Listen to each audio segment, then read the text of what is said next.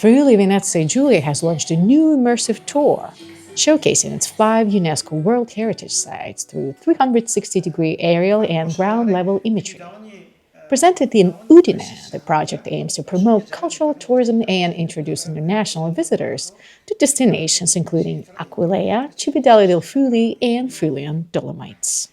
Beh sì, è uno strumento molto interessante quello che abbiamo presentato oggi, un tour virtuale proprio all'interno dei 5 siti UNESCO presenti in Friuli Venezia Giulia. Questo è uno strumento che metteremo a disposizione del sistema che promuove il Friuli Venezia Giulia. Vi dico fin d'ora che sarà presente in tutti gli eventi internazionali dove saranno presenti molti tour operator.